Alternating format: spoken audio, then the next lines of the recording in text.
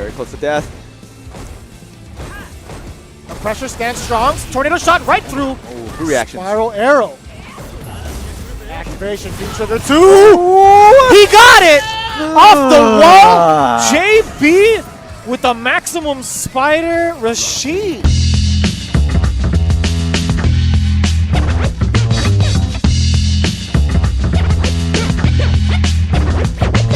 Hey guys, welcome back to my channel. I'm here with JB at Combo Breaker. And you just qualified for ELeague through ELeague the Challenger. Is that right? Yeah. So tell me about that. Like, how did you get involved in that? So the whole process was basically you had to apply for it and you had to audition for it. So, you know, I auditioned like everyone else, and honestly, I didn't think that I was going to get in. You know, I thought that I was in, like, either good enough or just a personality enough for me to get in, but they chose me, and I'm happy that they did. What was was it an audition process? Yeah. What did you have to do? So basically, you just had to tell them things about yourself, you know, your gamer tag, where you're from, and then if they're interested enough in you, they would message you over like a Skype chat or something, or a video interview, or a phone interview, and then, you know, ask you more questions. Why do you play video games? Why do you want to be in this TV show? And then that's how they chose their players. All right. So did they base any of it on gameplay at all, do you think? I think that it was a mix of both. I think that since it's a reality TV show, I think you obviously need personalities. You know, they wanted to make it something that's very unique, and they didn't want to base it just on skill. I think that it was both, but that's why I thought I wouldn't be chosen, because I think that I just play the game. I don't think I do anything specific for anyone to be interested in watching me. All right, so why do you think you got picked then? Honestly, I still don't. When I think about it, I still don't know why I got picked, because I still don't think that I am a personality or I am known enough to be picked for the TV show. But I mean, yeah. So, all right, so let me ask this. When you got there, right, and you saw the other players, did you think, okay, I think I can win this thing? I was always confident in going in that I was going to win it, but I knew they wouldn't pick anyone that was already an ELeague candidate. So that made me confident. And so when I saw everyone there, I think my confidence pretty much stayed the same. But since I knew that I had good matchups versus like more than 90% of the cast there, that made me a little more confident. Okay. When you finally found out that you were going to be on the show, right? Sorry, on the Challenger show, it's kind of like a reality TV show. Were you immediately like, yes, this is awesome, 100%, I'm going to do this, or did you have some reservations? At first, I wasn't sure about being in the show. Okay. Because I realized, you know, that the people who would be invited to the show wouldn't be people who are candidates for ELeague. You know, it wouldn't be players who are the highest of levels. Mm-hmm. So I really didn't want to take opportunities from other players. I didn't want to take their chance from being in ELeague, you know. So and if I went to the show, I was pretty confident that I had a good chance of winning it, but I felt like I would be taking other players' chances away, normally players that wouldn't get the chance otherwise. Okay. So, all right. So, what convinced you to go through with it? So, I was talking to my friend NuckleDu, and you know, he's one of the best players in the world. Yeah. And you know, I told him that I wanted to turn the opportunity down because, you know, I was a sponsored player. You know, so I get to go to tournaments, you know, whereas other players don't get to go to tournaments. And an opportunity like this would mean way more to them than it would mean to me. You know, I mean, it still means the world to me now that I am invited to ELeague. But, you know, he told me something that really opened my eyes. You know, he just straight up told me, he said, there's no way you're getting into ELeague any other way. So you either go in the show and you win, or you just sit at home and watch ELeague, because you're not getting invited any other way. So after he told me that, you know, I said, I mean, he's 100% right. So I'm gonna go on a show, and that made me feel much better, and it took a lot of weight off my shoulders. All right, so he gave you a hard truth, basically. Yeah. So what was your, like, over the period of, I I think I heard you filmed it in a week, but it was a number of episodes. What was like your most memorable moment in that house? Honestly, my most memorable moment was when Rob TV called out Lothier God in the beginning, the first episode.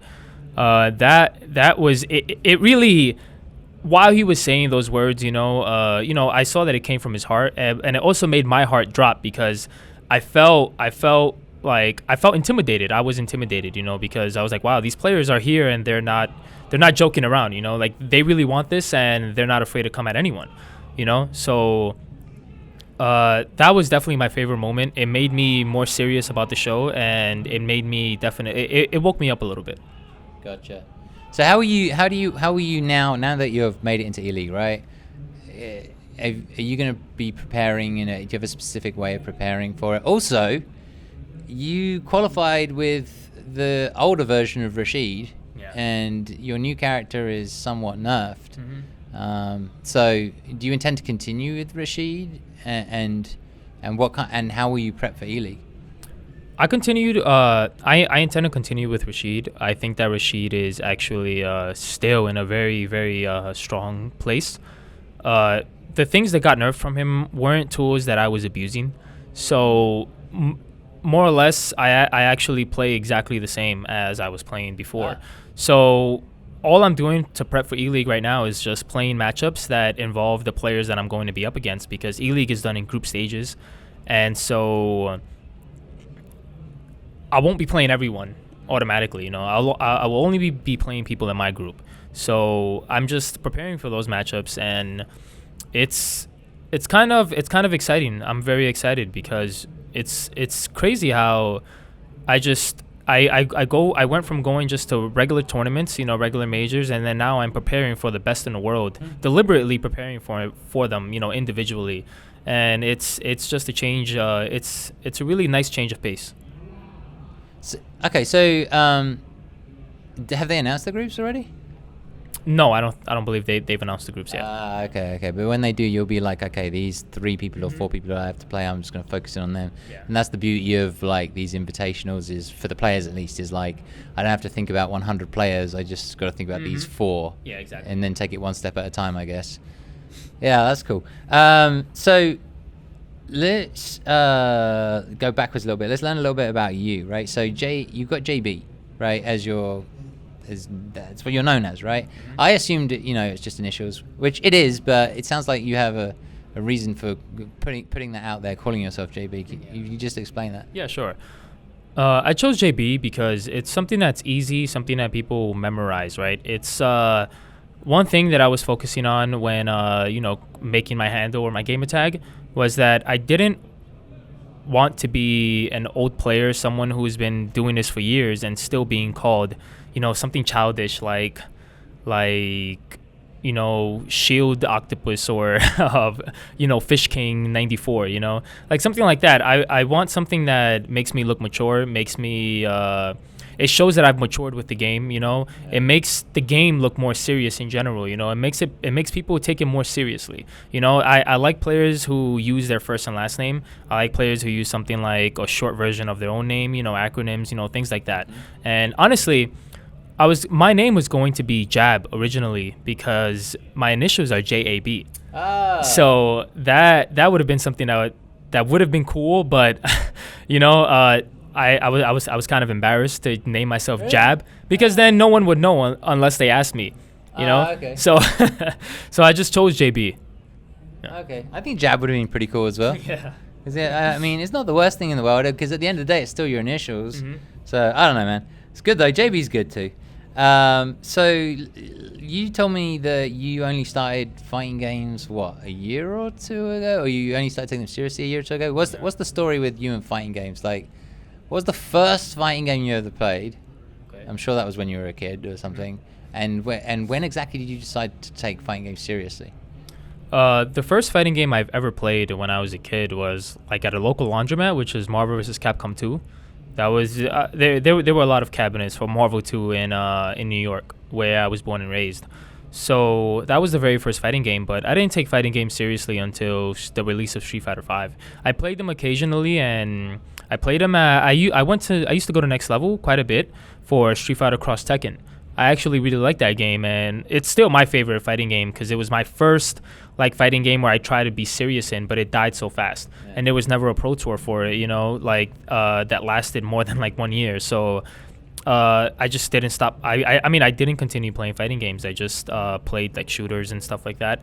But with the release of Street Fighter V, I realized that I had like a special talent for fighting games, and I wanted to be competitive in Street Fighter V. So my very first Capcom Pro Tour tournament was in 2017, and it was KIT 2017, and I was the very first. Well, actually, that wasn't Capcom Pro Tour. It was just a regular tournament, a major. But that was my first major tournament traveling outside of New York, and it was really exciting. And yeah, I've been just playing competitively ever since. So how did you get the introduction to somewhere like Next Level and like people who take these games seriously? Because it's kind of hard to find in a way. The FGC isn't a thing that most people know about. It was really, I feel like I got lucky, or anybody who is from New York is lucky that they have a local like Next Level battle circuit. I mean, people can't stress it enough that locals are the most important thing in the world, especially for fighting games, you know, and locals help you meet new players, especially top players. If your local has a top player, it's even better because you learn that you guys are just exactly the same, you know, and it just automatically sucks you into the life of just Street Fighter. And it was a big help to me to have a local like Next Level battle circuit in New York, because that really just made me not be scared of anything, you know. It just made me want to go out there and just play like everyone who was already there was doing, you know. NLBC had legends like Smug and Henry Sen, you know, Chris G used to go there. Everyone, you know, Yipes, everyone is from there. So it was really easy for me to transition from being an amateur player to being a competitive player. Right, but I guess what I'm asking is like, how did you find Next Level? Do you have a friend or did somebody introduce you to it, or? Well, naturally, when I was playing Street Fighter V, I just, you know, obviously the life of online wasn't enough for me, so I just did a lot of research on places to play and, you know, things like that, and I realized that Next Level existed. I used to go to Next Level for Cross Tekken, and I found Next Level the same way, just by researching places where I can play the game offline, you know, play the game with players face to face. And that's why locals are so important. And so I just started participating in NLBC for Street Fighter V. And then, you know, since I was already familiar with Next Level battle circuit, it was really, you know, it was an easy process for me to transition from amateur to competitive player. Okay. And then did you just pick Rashid off the bat? Yeah, I picked Rashid off the bat. What I did, I mean, since I have no knowledge of fighting games or no experience with fighting games, I didn't know how to go about picking a character. There was even a point where I even YouTubed how to pick a character in Street Fighter V, you know, but I couldn't find anything, of course. I need to make that video. You know, so what I did is just that I went through the entire roster. I went to training mode and just moved around with every single character until I found that Rashid was a very mobile character, a character that can jump around and do whatever he wants, you know, at times. And that's something that I liked because I didn't want to be restricted by anything that had to do with my character. I just wanted to be able to do anything that I was thinking of, do it on demand in the game. And Rashid really allowed that because of his mobility and all his strengths. And why did you sort of start to, I guess, gravitate towards? It sounds like you played a bunch of other games, including shooters and things like that. Why did you start to gravitate towards fighting games? I gravitated towards fighting games because I've always hated the excuse of blaming your teammates for losses. Okay. And that's something that happened a lot between me and my friends. We would always blame each other when we would play shooters, you know, we would always look for each other's help. And I think that when it's all on yourself, there's no excuse. You know, people still find excuses like tier lists, you know, and the game sucks, or, you know, the whatever, that anything outside of their power. But the reality is that everything is in your power because it's just you versus the other player, you know. So there are no excuses when it comes to fighting games, one-on-one fighting games. And I really like the aspect of that because I am really competitive. So that's the main reason why I fell in love with fighting games and just didn't want to go back to anything else. Fair enough. So when you went to next level, did you employ any, and you obviously decided at some point, I guess, like, I really want to be good, right? I want to compete. Was it just a case of grinding out at next level, or did you go home and start doing more research, training mode, watching, like, what did you do to get good? So the reason I liked NLBC so much, or a local in general, is because I tried so hard to get on stream. Because when you go on stream, it's the best thing ever. Some people don't want to go on stream because they're nervous and they think they'll lose, and they've never experienced that. But I think going on stream is what everyone should aim for at a local, because that way you can watch your matches, and that's the number one way to get better, to watch your matches. So I found myself just watching my matches as soon as I went home after a loss, and then my results just gradually got better. First, I couldn't even get on stream. I lost before I even went on stream. Yeah. Then I went on stream for one game, and then I lost, and then I was eliminated, so I could only watch one game. But eventually I would be on stream constantly, and then I'd be able to watch myself versus multiple players, and then that is when my skill really skyrocketed, and I got a lot better just from simply watching my games. Okay, that's good advice for people. What's been your proudest moment so far in your short fighting game career? I think my proudest moment would be getting into ELeague. Yeah. Yeah, it's kind of like a surreal feeling as a player who had no expectations coming into this. To be in a stage with the best players in the entire planet. I feel like I belong there, but not yet. So it's kind of like a bittersweet feeling also, because I want to be invited the old-fashioned way, by just basically skill. But I am so grateful that I was able to get there through such an amazing opportunity, which was the Challenger. Yeah. And it's such a surreal feeling. I'm not sure how I feel once I get there, but for now, I just can't wait for it to start. And it's basically a dream come true. It's all happening so fast, just from playing in a local or playing at home to playing in a local, and then finally you're all of a sudden in ELeague in the span of 2 years. So yeah, it's pretty quick. So yeah, it's it's kind of weird. I don't know what the future holds, but I'm just excited for it. You moved to the West Coast as well, right? Yeah, so I've moved to the West Coast recently, and I'm glad that I will never go to a place that has no local, because I mean, technically I should, that's not a mentality you should have. The mentality you should have is you should start your own local. But I was very happy that the West Coast had a local, which was Wednesday Night Fights, because locals is what made me stronger.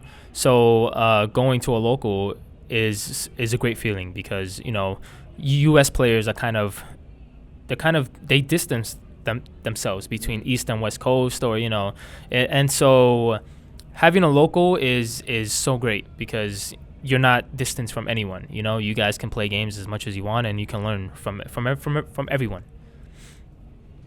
Okay, let's talk about the game currently, because we've got arcade mode 3.5, I guess it is right now.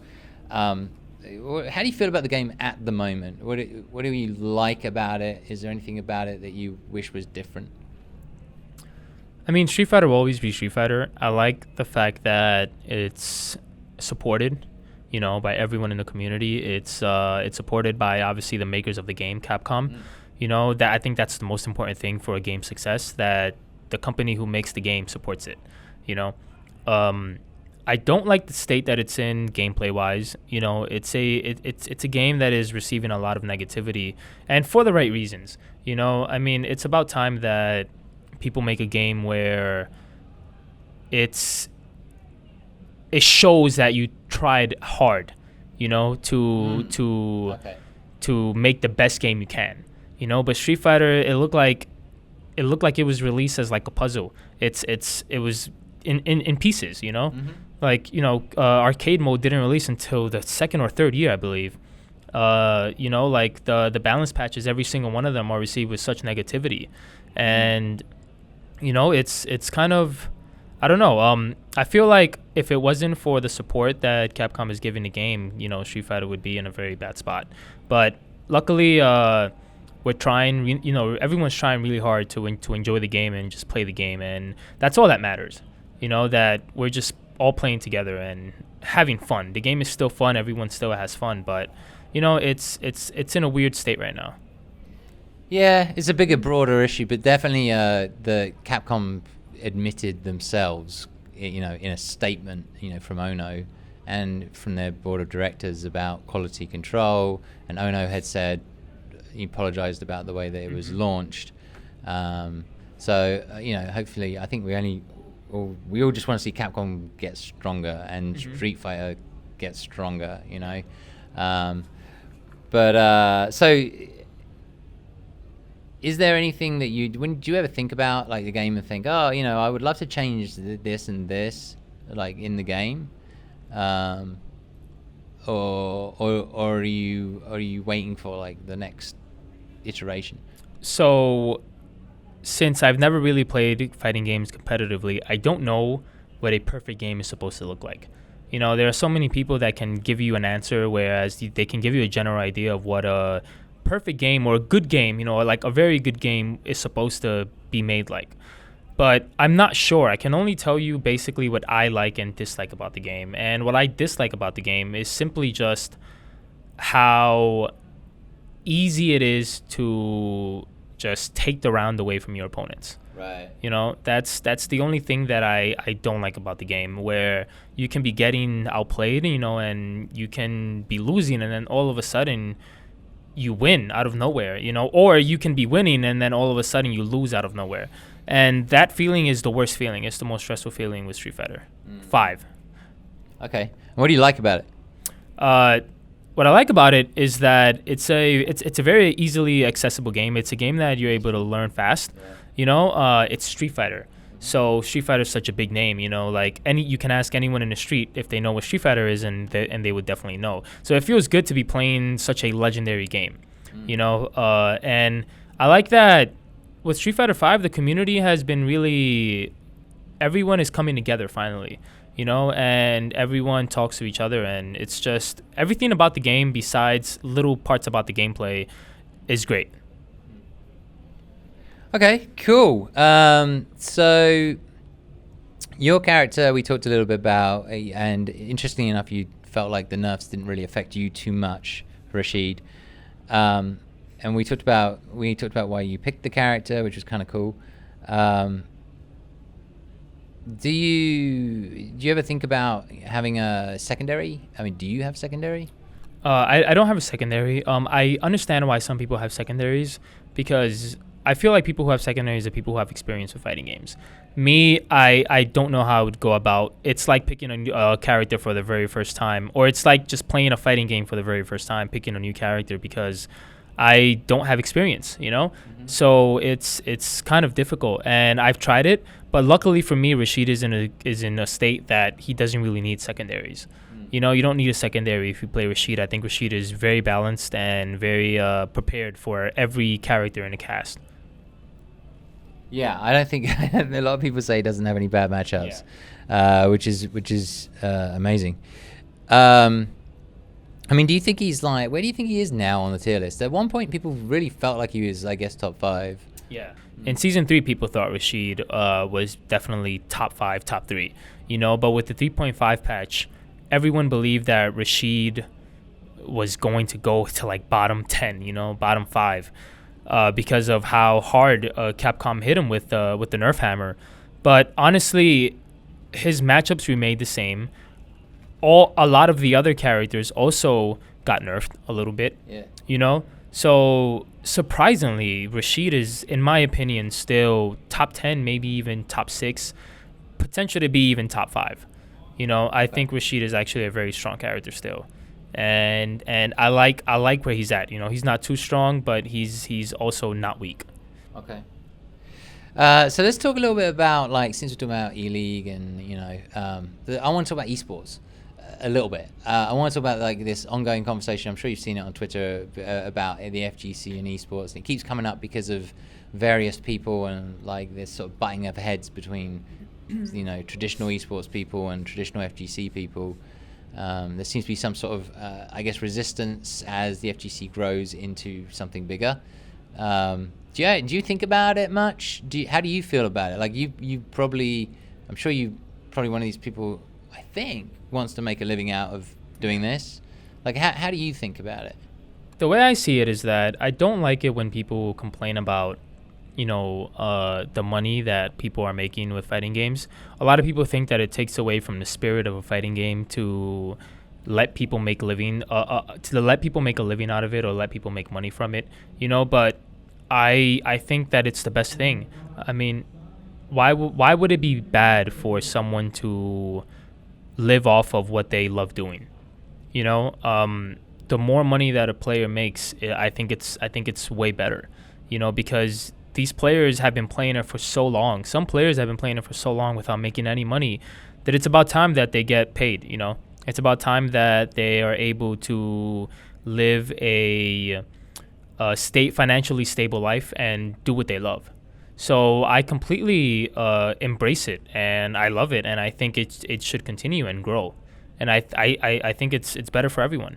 Talking of esports, I want to talk to you. You're actually somebody I would like to talk to you about this Fortnite, right? $100 million, right? Mm-hmm. Did you have you had a moment where you've gone, you know what? I'm pretty young. I picked up this game real quick. I don't see why I couldn't, you know, with the same work ethic, I don't see why I couldn't go do Fortnite. Mm-hmm. Like, have you thought about that at all? Have you got friends who are doing that? So that's a really, to me, it's a funny question, because that right there proves to me that esports isn't ruining the FGC. Because if people, you know, just wanted to play video games for money, then everyone would drop Street Fighter and go play Fortnite.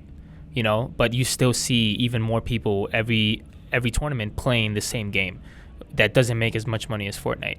You know, so that right there proves it, that people still play what they love, and they play it for the love of the game. They don't play it because it has money. You know, so I've played Fortnite before, but I all that money doesn't matter to me. You know, because I only want to play Street Fighter or fighting games. You know, it doesn't have to be Street Fighter. Street Fighter preferably because I like Street Fighter more than any other fighting game. But I would always stick with fighting games. I don't think I would drop Street Fighter to go play Fortnite. Do you think that players, I guess it depends on the player, but do you think it's a player who's really good at Street Fighter, right, or a fighting game, and has a good work ethic, can go and apply that and become great at like a shooter or whatever? I think that it doesn't require you to have any natural talent to sometimes, but I don't think you need an outstanding amount of natural talent to pick something up or a different game up. I think that it's all about work ethic when it comes to video games. Okay. You know, I think it's all about watching other people, watching top players, and copying what they do and then making it your own. And I think that anyone on this planet can become a professional video gamer. You know, it's just, you just need to practice. That's it. You know, I don't think that some people have advantages over others when it comes to learning games or, you know, video games, whether it's whether you want to transition from a fighting game to a shooter or a shooter to a MOBA. It's all the same. You know, you just need to just practice it. Yeah. That's a good message to send people who are worried that they can't make it in fighting games, or they can't get to a certain level or what have you.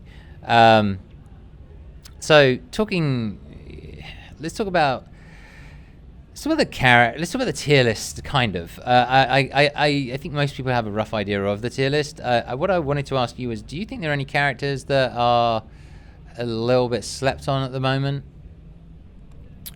I think that one of the characters that was being slept on, well, there were two, I think, but maybe not anymore. But two characters that were being slept on were Rashid and Ibuki after the 3.5 patch, because people thought that those characters were going to be really bad, you know? And those characters actually surprised everyone, and those characters are actually really good still. So those characters are being slept on. But other than that, I think that everyone has a good idea of what the tier list is right now. I don't think that there are any of the bottom characters that have a chance of being good, honestly. How strong do you think? I mean, do you think Sakura is strong now? Because they were saying that. I remember I haven't played a lot recently because I've been traveling, but when the patch came out, the 3.5 patch came out, there was a lot of talk of Sakura being strong. Characters receive buffs, and on paper it looks like it'll be something that'll make the character strong, especially if other characters get nerfed. But when you play the game, you realize more and more that what is actually true and what isn't. And I don't think Sakura is strong. No. I think that despite her buffs, she's still a character that doesn't have a lot of mobility. She doesn't have a lot of options, and she doesn't have the comeback mechanic. Yes. So those things make her weak. Actually, talking of combat mechanics, which V-trigger do you use? Both V-triggers or just one V-trigger for Rashid? I use V-trigger 2 because V-trigger 2 is just so much stronger than V-trigger 1. There are only specific matchups where I use V-trigger 1, and those matchups would be maybe Birdie or Zangief. And why? Those because V-trigger 1 is a move that really it makes your opponent walk themselves back to the corner, and you obviously want to keep your distance with Birdie and Zangief because those characters just want to get in on you, and eat you up and destroy you. Yeah. So using V-trigger 1 is really good against Zangief, especially because you can just throw him to the corner and carry him to the corner, and then you have all this space to work with, and then just rinse and repeat. So which characters offer you the biggest challenge when you're playing against, like for Rashid? It sounds like you don't really have that many bad matchups, but is there one that's the most tricky, maybe just for you? Well, there are two matchups that really give me a challenge, but the one that really is just really stressful for Rashid, which is arguably Rashid's only bad matchup, it would be Guile. Guile is basically the only character, and I honestly think that this is true for almost every character in the cast. I don't think that there's really a character that says, I like playing Guile. Guile is such a strong character, and it gives Rashid such a hard time because Rashid is all about corner carry. Rashid is all about, closing in the distance. Rashid is all about mobility, but sonic booms restrict Rashid's mobility so much.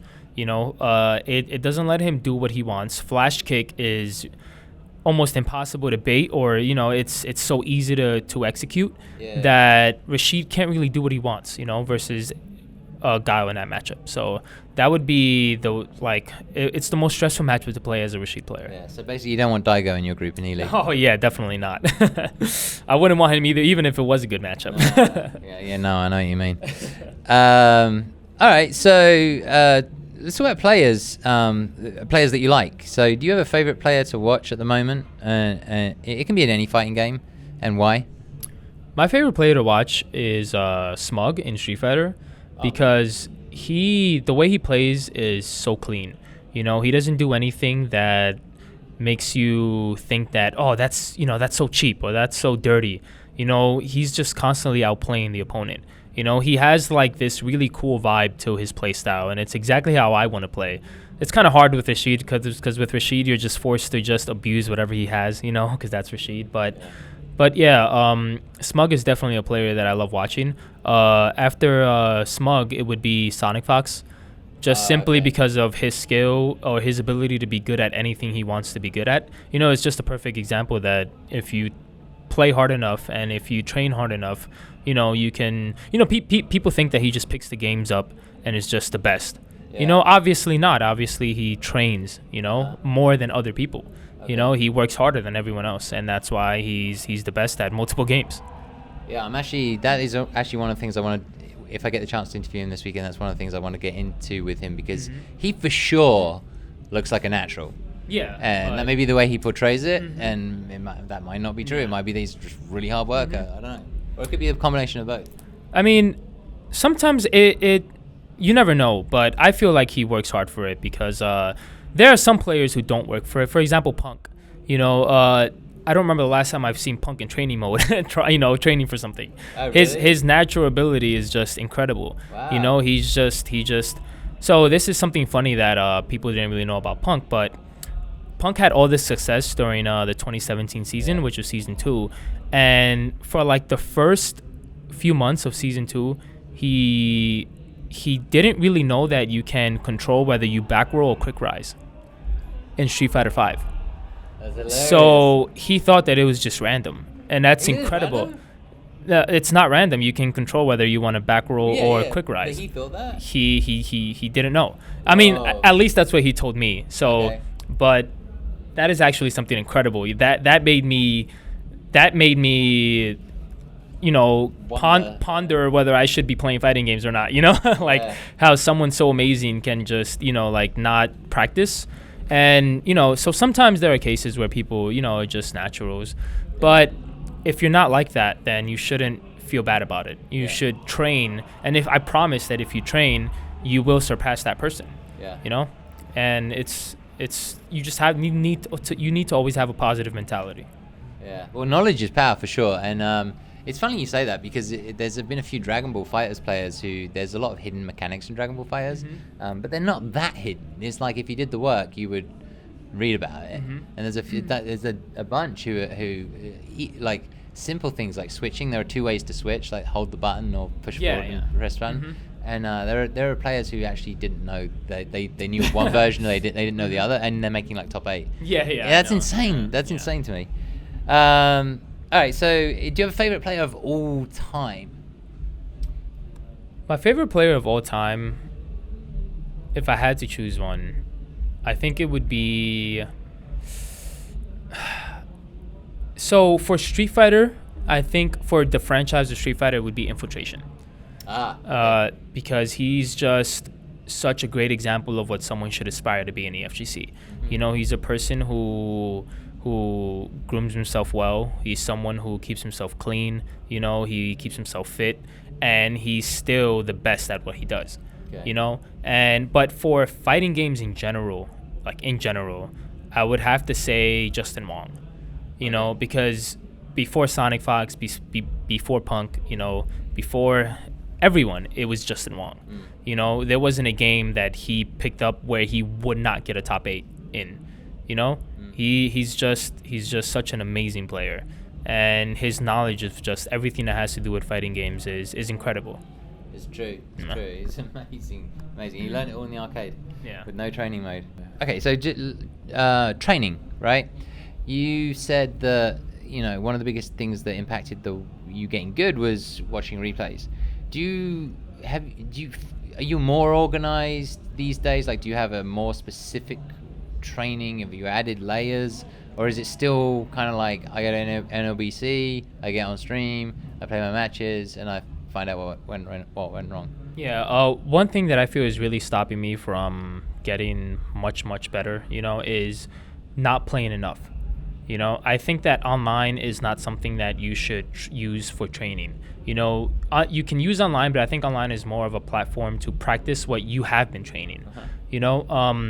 I think that the best training possible is to go and play offline.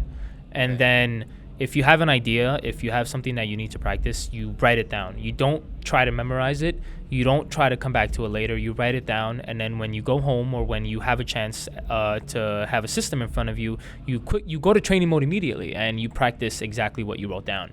And that's something that I think everyone needs to do, and it's the best way to get better. Also, don't be afraid to ask questions, and don't be afraid to ask players for sets in general.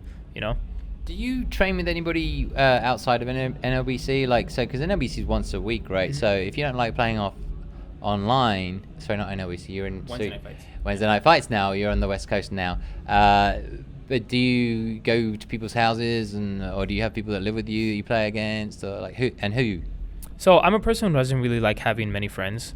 So I don't really know enough people to go to their houses or anything like that, especially in the West Coast. Okay. So I only train online when I'm not in a tournament. But when I go to a tournament, it's the best opportunity because I get to train with everyone offline. But other than that, I just watch matches. I play online, and I play not ranked. Ranked is not the way to go. When you want to train, you should play sets with other people online. Okay. So I message people over Twitter, or just people that I have their numbers or anything, and I message them, and then I play my matches. I record the matches. It's so easy with PlayStation. You can just click on a share button and it records the last 15 minutes of gameplay. You know, and then you have all the archives of all the matches you have. You know, of all the matches you've played, and you can just watch them and practice. Okay. Yeah, I mean that makes sense. The PlayStation, that's the button I use instead of going into all that. You know, it's Street Fighter. The issue I've always had with Street Fighter is the UX is really bad. So like the actual user experience is bad in getting the replay. So I use the PlayStation button. Thank God. It's very useful for watching replays.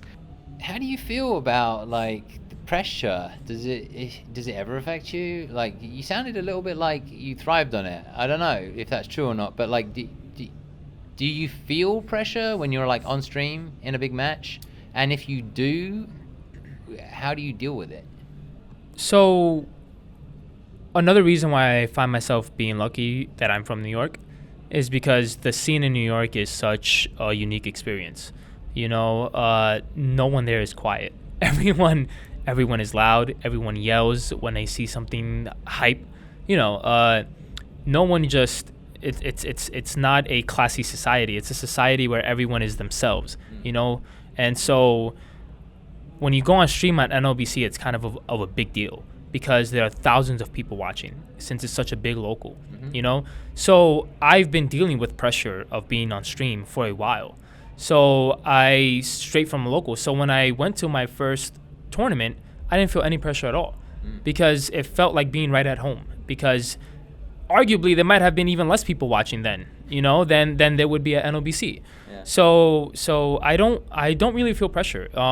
I still haven't been to the grand finals of a major tournament yet, and I've gotten to third place. That's the farthest, which was at SoCal Regionals 2017, and I didn't feel anything different. You know, there were hundreds of people watching in the venue, so that was something new because I've never seen so many people watching me in person. You know, but as soon as I put on the headphones and just looked at the screen, they were all just invisible. I didn't see anyone. I don't know if that's something that came from NLBC or if that's just a natural like talent that I have to just be able to focus on what I'm doing more than others. But I mean, I don't feel any pressure.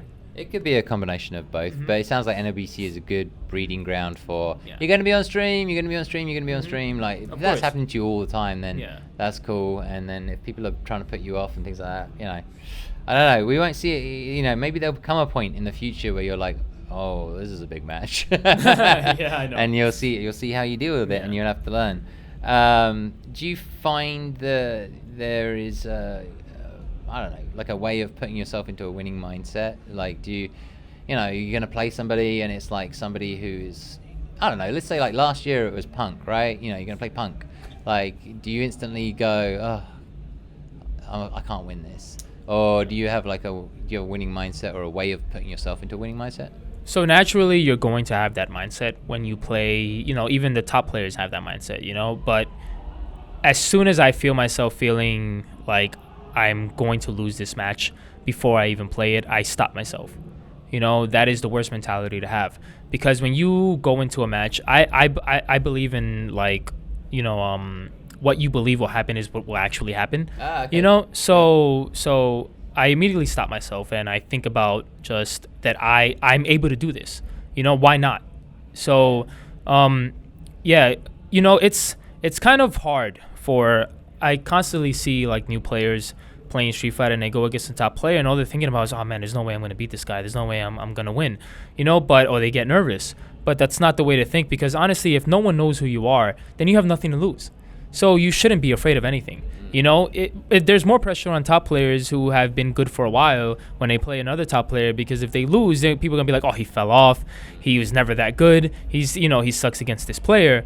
But you should never have the mentality of you're going to lose. You know, you should have the mentality of you can actually do this. It's not hard. Yeah. You know, it's not hard, especially not in Street Fighter 5. You know, so you should always. It's just think of like the story of how Mena just came up. You know, like no one believed in him. No one thought that he was actually going to win Capcom Cup. You know, and he ended up being better than everyone there. Yeah. You know, so why can't that happen to you? You know? Yeah, and I interviewed him and it was all work ethic. He was like, if I work harder than everyone else, I'll get there. Exactly. So that's the most important thing. When you don't work for it, that's when you get nervous because you feel like you don't deserve it. But when you work hard for something, there's no way that you're going to feel like you're going to lose or not for long, because you know that you're working for it, So win or lose, you still work for it, and it builds your confidence 100%. That's true. Now we talked. Oh well, I mentioned Punk, right? And the minute you think of Punk, you think of teabagging, and NuckleDu was, started all that off. To be honest, how do you deal with those mind games? Like if Punk's teabagging you, or NuckleDu's teabagging you, does it get under your skin? Or do you have a way of dealing with it? Do you think about it? Do you care? Do you do it to other people? Well, there are actually two different reasons why NuckleDu and Punk teabag. So NuckleDu teabagged as a way to get in the opponent's head. So the way he teabagged was actually something strategic. It was a way to just outsmart the opponent, make the opponent, because it's such a stressful thing when you're playing a high-level match, So when someone just all of a sudden teabags you and the crowd erupts and starts cheering, that makes you nervous. So it makes you play worse when someone teabags you, So the way NuckleDu did it was something that was really smart. Punk did it as more of a momentum, as more of a I'm better than you, and I am such a, Punk knew his worth, and I respect him for that. And so it still had the same effect as NuckleDu, but he didn't want it for that effect. He just did it because, of momentum and because of confidence. And luckily I haven't been subject to a lot of teabagging. So it hasn't really affected me, but I think if I've ever been teabagged, then I would just, instead of thinking about the teabag, just think about what you did wrong in the round, or think about anything else. It's the worst. Don't let yourself think about the teabagging, because that will really mess you up, because it really is a very strong tool to use against someone. Oh, absolutely. That's what I'm talking about. It's about the idea of a mind game, teabagging comes to mind, but it could be any other mind game. Like, I guess my question is, do you feel like you're subjected to mind games, or do you personally use them in your arsenal when you're playing other players? Well, I never use them simply because whenever I'm in a match, I know there are two sides. There's a winner and a loser. And sometimes you're on one side, sometimes you're on the other. So I do it out of respect. I don't teabag out of respect. And that's for the same reason I don't pop off. Because while you won, someone pop else... off at all? No. Because you never been in a situation where you just are so amazed that you've won, like not in a disrespectful way, or do you hold yourself back? Well, that's why I've never popped off, because I've never been amazed at a win. Okay. Because I work hard enough for me to know that I won because I worked hard. Okay. I didn't win because of just something random. So I don't really pop off, but the main reason I don't pop off is just out of respect. Because I know that people give their lives for fighting games, and I know that people give their lives to play the game, and I find it so respectful to just be humble about it. Yeah. And there's always two sides to everything, Yeah. You win, but the other person lost. And that person is not feeling the same way you are. So, just respect it. Do you feel bad when you lose? Do you feel salty and like does it affect you? Sometimes it does, because sometimes it's just out of your control. Okay. But those are the only times when there's a comeback where it's like a guessing game. Sometimes I get sad, but immediately I get over it, because I realize that if I were to do something, there's always something you can do about it, But it's more of I work hard enough for me to know that after this match, I'm going to come back stronger. By the way, it's funny that you use the word sad, because people don't usually use that word, but that's definitely a thing. Yeah. Is when people start beating themselves up, they'll especially ranked. They'll play ranked, they'll go down, and they feel that their value is attached to the game, as a person, 100%. Their self-esteem. So there have been times where I'm with my girlfriend and we're hanging out and I'm playing a ranked match, and then we make plans or whatever, and I'm talking to her, and then I lose in a ranked match, or I lose multiple games, and my whole mood changes. And it starts to affect my relationship when I start yelling, or when I start getting impatient, or when I get upset, and then that's when you have to really evaluate what you're doing, and that's that's why I don't pop off on players. That's another reason. It's just simply because you have to have respect for the passion that people put into the game. Well, you know, it sounds like you have empathy, so you know exactly what that guy's going through. Exactly. Yeah. Exactly. So I don't get salty for long. I don't get sad for long. But you know, it definitely does happen. No, it happens for sure. All right. Well, let's move on from that and talk about some of the new characters. So this weekend, we'll talk a little bit about Cody in a second. Obviously, Cody's coming this weekend. By the time this comes out, he will already be out. But Falke, I want to talk about because she's been the most recent release. What are your thoughts on Falke? Have you tried playing her, or playing against her, or like, got any thoughts on her? Like a strong, weak, whatever. So whenever a new character comes out, I always try the character out. I mean, I absolutely have to buy the character. I think Falke is not strong, but you can definitely win with her. If you have a good enough understanding of the game, then you can actually be a contender with Falke. But she's not in a good place for sure. She's low on a tier list.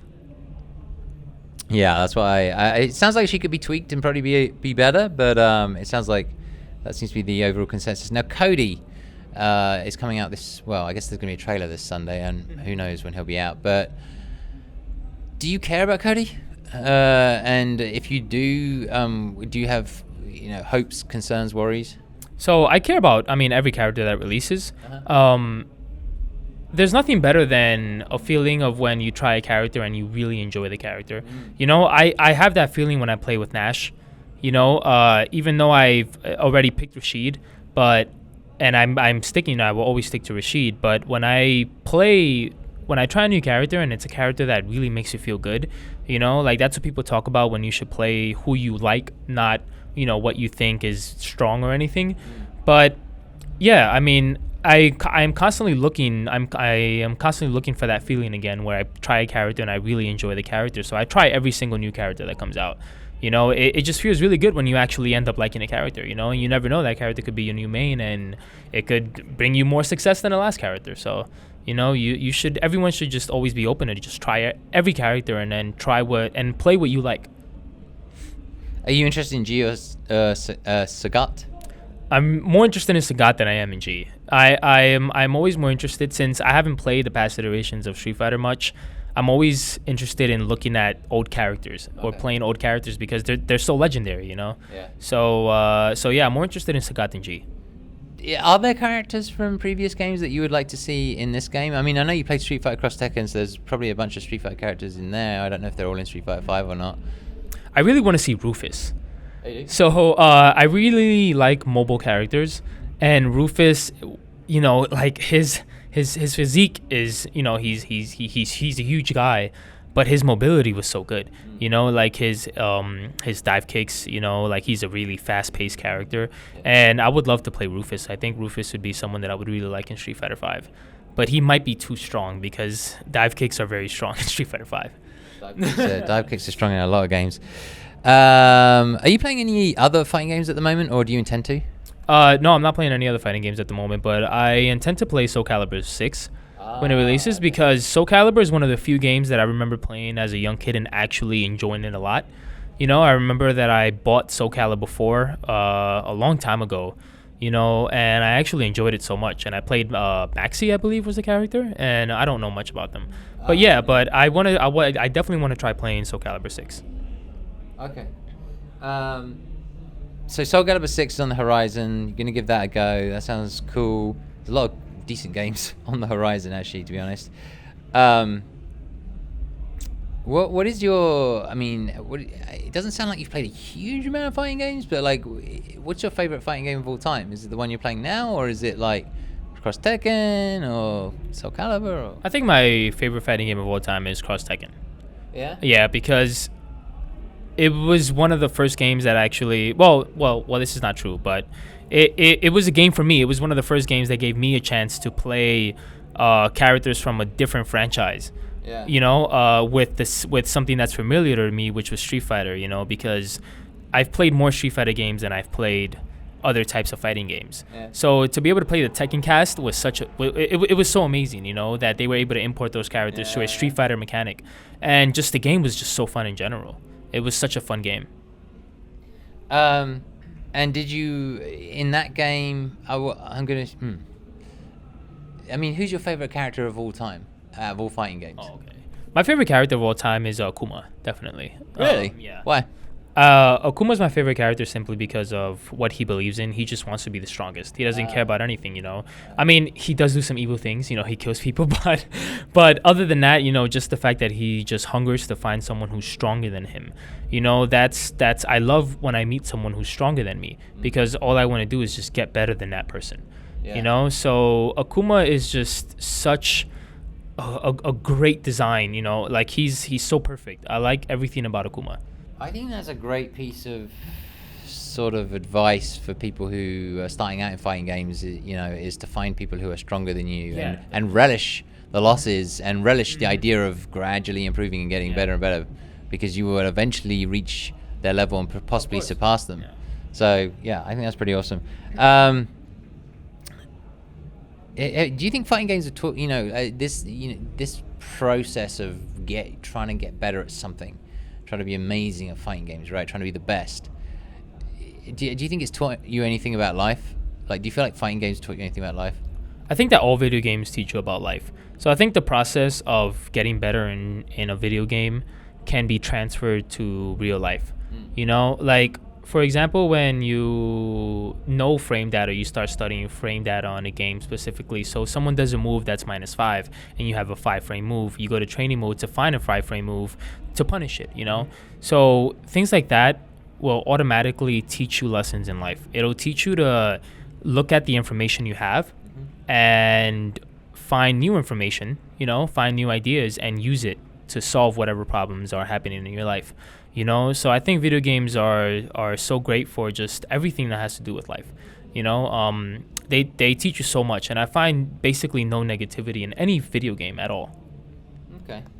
I bet you the comment section can find a few negative games. All right, so we talked about what you've learned through fighting games. What I wanted to ask you is, as you've gotten deeper and deeper into fighting games, pursuing one thing, right? And trying to be the best at it. Do you feel like you've made sacrifices, and what are those sacrifices?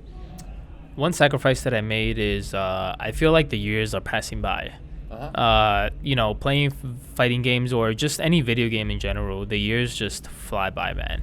You know, it felt like it was last year where I was skipping high school to play Call of Duty, you know, and I'm 24 now, and that was like about 8 years ago, you know, and it's incredible how fast time flies, and that's something that I feel everyone takes for granted. Sorry for, like, you know, taking so much time, but yeah, I think that people take for granted the time that they are getting playing these games. You know, like all these people come to these tournaments, they're constantly on planes. You know, we've been on planes arguably more than the average, way more than the average person. Right. You know, and just we don't embrace it. We hop on an airplane like if it was an Uber, and then we get to our destination and play the game and then hop on a plane like if it was another Uber and then go home. You know, no one really takes a chance to look at what they're doing and the life they're living, you know, and that's one thing, is that the time flies so fast when you play video games. So that's something you want to change? Yeah, I mean, I'm constantly trying to find new ways to make time go slower. For example, like when I'm at tournaments, I you know, although I still have a budget, I make sure that I enjoy things that are around specifically to that area. You know, so like if I hear good things about food in the area, you know, I go and eat. You know, if there's like nice tourist attractions, I go there, because when you do that, it makes you feel more human. It doesn't make you feel like a robot. It doesn't make you feel like you're just working, you know, especially if you're a pro gamer. This is something that's more for like gamers who travel a lot, you know, but for anyone who wants to just become a pro gamer in the future, I feel like you should always find a way to embrace what you're doing and, you know, make the best of where you are and the event that you're going to. Okay. I think that's good. I think you should do that. I'm guilty of getting, you know, stuck into things and not taking a moment to breathe, breathe and look around, take it in. I used to do the same thing. Most working people who travel, it's the same thing. You go to research groups, stuff like that. You go into an office, you come out of an office, you get on an airplane, same stuff. So the fact that you recognize that is good. You play any other video games for fun, like not fighting games? I like shooters since, shooters is basically the game that I started, the type of game that I started playing the most since I was young. And so I play a lot of Fortnite. Fortnite is just so addicting. I play Call of Duty. I'll be playing the new one when it comes out. I stick to shooters. That's it, basically. It actually has a battle royale mode. So it'll have a battle royale mode, and people are speculating whether it'll pass Fortnite in popularity since it's already an established game. Call of Duty is so big. So imagine such a huge change to Call of Duty, and then how is that going to work? I mean, I'm actually a big fan of Call of Duty as well, and I buy it every year. Apart from the dumbass space one, but like basically I like the boots on the ground type of stuff, and actually COD 4 I think is my favorite one, Advanced Warfare. But yeah, it'd be interesting to see Battle Royale. Now, do you have a favorite game of all time? Favorite game of all time? That's actually difficult. Don't tell me you haven't thought about that. Like that. I have, but there's so many. But if I had to choose one, I think it would be The Legend of Zelda Majora's Mask. Ooh, yeah. And I don't know, a lot of people would bash me for picking that one because there are like 3 or 4 more Zeldas that are better than that one, arguably. But I think Majora's Mask it's just the dark theme of it, because I'm a person who likes things that are scary or spooky and dark, and Majora's Mask just from the beginning it gave you that type of feeling, and it's just it was the first game to truly challenge me, when I was a child, because all the other games were so easy. They would just run and kill people and run and, bash opponents and stuff like that, hit them in the head or something. But Ocarina of Time was the first game where I got stuck and I didn't know what to do. And when I was like, a young adolescent, I didn't have Google or anything like that, so to like Google how to beat this part or anything, you didn't have YouTube. Yeah. So you had to figure it out for yourself.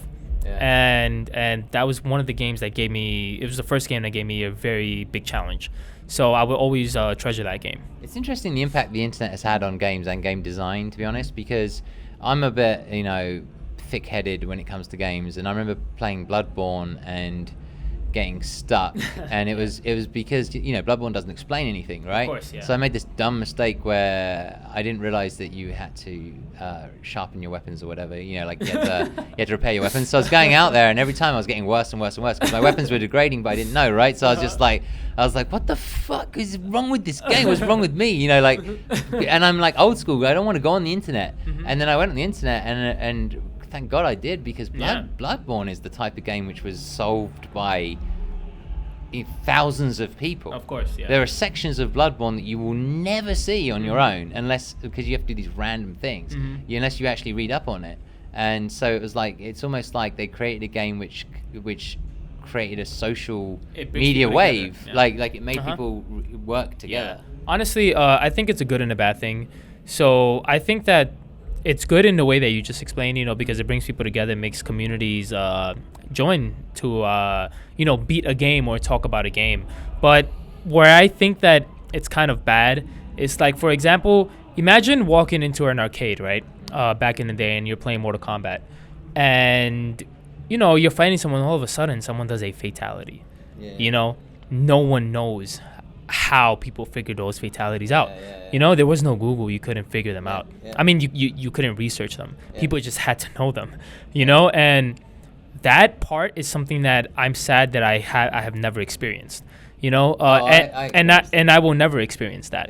Yeah. That's something I still sometimes experience it when players find out new tech for games. But now tech is being shared so fast and so widely that you rarely see something that you haven't seen before in a fighting game, right? So I think that's the only bad part about it, that you don't see amazing things like that anymore. Dude, I mean, now everything's leaked, right? But like when Akuma was the first secret character in any game that I knew of, right? I'd never heard of a secret character, because back in those days, like, every character was expensive. You didn't have secret characters. You marketed every shit out of everything, right? Like, the reason Akuma came about was twofold. One was there was this badly translated line, which was, you must beat Shenlong to stand a chance, right? So everyone was like, oh, Shenlong is a character that's in this game secretly, and everyone was trying to find it, and like there was just rumors, you go to the arcade, and then I guess Capcom decided, well, let's put a secret character in, right? Yeah. And so they put Akuma in, and I have to tell you, like, I didn't see any videos. It's possible I might have seen a picture in a video games magazine, but ultimately, the way that I saw Akuma was either by seeing somebody else complete the game without losing complete the game without losing. I think it's a game, or I did it myself. And seeing that character for the first time was mind blowing. And a lot of that mystery is gone. It's gone, sadly, because now chances are you'll hear about it before you actually experience it yourself. So welcome to the internet. Yeah, if Street Fighter 2 released in this day and age, people would be like, "Oh, have you heard about that new character Akuma that just came out? You unlock him by doing a specific thing in the game, whereas you don't really experience it for yourself anymore. You hear about it first, and then you get to experience it. So it's sad that age has gone away. I wish that somehow. But even with data miners and stuff like that, they'll still figure it out. But I wish that somehow games would come with some hidden things, that players, that it'll give you a chance to find it. Something specific like fatalities. I think that it was so amazing just to see someone who knew a fatality. And, they did. At first, they didn't want to share it. I'm just speculating this is how it was because I've never been in that area. It was actually, a lot of them appeared in the computer magazines. So really? But you'd have to wait. Like, it would come out like once a month, and they'd be like, "Hey, there's this fatality," and it would show you. Or somebody in the arcade would know it, so it'd be word of mouth. But it definitely came from somewhere. I find it hard to believe that somebody just found it. I want to feel like the developers. I want to feel like the developers had a couple of people who went out into arcades and told somebody. Yeah. I mean, even so, that's still amazing. It's still. I'm pretty sure that there are many people out there who have actually figured them out for themselves. I'm pretty sure that someone had to figure out a fatality for themselves. And can you imagine how they felt when they figured it out and when they showcased it in an arcade with so many people watching? They probably went, "I can't remember what I did." Yeah, exactly. What did you do? I don't know. I can't remember. I think that's how it went, to be honest. Maybe. So let me ask you. We just got a couple more questions. I want to ask you. Give a little window into your life to people here. In regards to other things that you're interested in. Are you a movie goer? Do you like anime? Do you work out? Do you like sports? Like, what other stuff are you into? One thing that I really like is fashion and music. Fashion and music is something that it's a big part of my life, especially living in New York. Everyone tries to dress the best way they can in New York, especially in Manhattan, things like that. So fashion has always been something that I worried about. I worry about, like how I'm dressed and how I look, how I present myself. And then other than that, it's just music. I mean, I don't really have too many hobbies. I do go to the movies occasionally, watch anime occasionally, but not more or any less than the average person. I think that, or the average anime watcher, the average movie goer, but yeah, it's the three biggest things in my life would have to be like the way I'm dressed, fashion, music, and video games. Okay. What sort of music? I love rap because, New York is one of the there's so many pioneers of rap in New York. You like the old school stuff or the new? Yeah, well, I love every kind of rap, So nowadays everyone's transitioning to songs that are just catchy, it's just a good beat. But I'm not the type of person since I'm kind of stuck in the middle, I'm not too old, but I'm also not too young. So I like a little bit of both, and like I listen as far back to like, Biggie and Wu-Tang Clan and NWA, but I don't go too far back to like Slick Rick things. To be honest, even I don't like Slick Rick was kind of cool, and Dana Dane was similar. Yeah. But like actually when it started hitting like mid 80s, like early to mid 90s, early to mid 90s was kind of like a prime time. Yeah. So Biggie and Wu-Tang is like sick. It was like the golden age of rap, and but basically my two favorite genres is rock, classic rock, and just rap. Basically any kind of rap, I those are my two favorite genres to listen to. Well, Biggie and Wu-Tang are those are good choices. So is there anything that we didn't discuss today, any topic that you feel like you want to touch upon or something you want to address? I don't think so. I mean, I wanted to use this platform to just show people that you can just basically do whatever you want. I come from a place where I wasn't really supported with playing video games. You know, like if you come from a Hispanic family, the first thing that your parents tell you is they want you to be a doctor, they want you to be a lawyer. Yeah, I'm pretty sure every family's like that, you know. But it was very hard just convincing my family that I wanted to play video games, especially when, you know, those families, old school people, don't really accept things like that. You know, they haven't really evolved with the times. So, I mean, honestly, I don't regret anything. I think that sticking to what I love doing is just the ultimate like dream come true. You know, no matter what, whether I fail or succeed, if you don't try, then you will never find out if you will fail or succeed, you know? And I don't mean try as in, you know, go to one tournament and then if you fail, you say, okay, I suck, or I'm never going to play this again, you know? I mean, you truly try until you know you can't do it. But then that's when you'll realize that there will never be a time where you say, I can't do this. Because if you continue trying, you will always be able to succeed somehow. And with that, I think we'll leave it there. Those are some very inspirational words. So thanks for the interview. It's been a pleasure. Good luck in ELeague. And we're going to say goodbye to these guys. See you guys.